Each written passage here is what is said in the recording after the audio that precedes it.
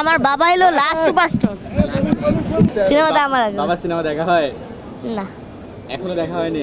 একটা দেখা হয়নি। তাহলে কিভাবে আগ্রহটা আসলো? আর শাহরুখ খানের মুভি দেখে। আমি বাংলা আগের মুভিগুলো দেখি না। আচ্ছা, পছন্দের অভিনেতাকে? আমিন খান। অবশ্যই আমিন খান। বাবা অবশ্যই হ্যাঁ, আমিন খান। একটা সত্যিকারের মানুষ হোক, এটাই সবচেয়ে বড় স্বপ্ন। আমি তো মানুষ। এর চেয়ে বড় সত্যি কি এর আগে কখনো ওদেরকে কোনো অ্যাওয়ার্ড ফাংশনে নিয়ে আসা হয়নি, সুযোগ হয়নি, এই প্রথম নিয়ে আসলাম।